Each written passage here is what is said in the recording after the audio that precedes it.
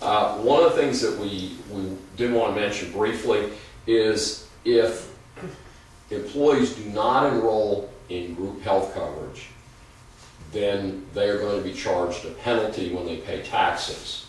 Now, this is going to be very complicated because, first of all, the penalty initially is less than $100.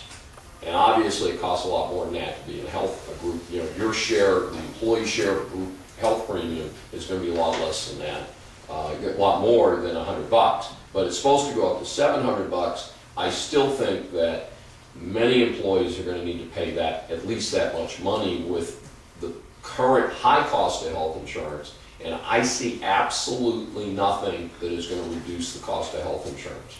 Again, you see they're eliminating pre-existing condition exclusions, limiting the amount of employee out of pocket. They're, in an earlier seminar we talked about, we gave a long list of over a dozen procedures that are now considered part of your non-deductible part of your plan. So there's all sorts of routine health care that no longer can have any deductible, even if you're in a high deductible plan.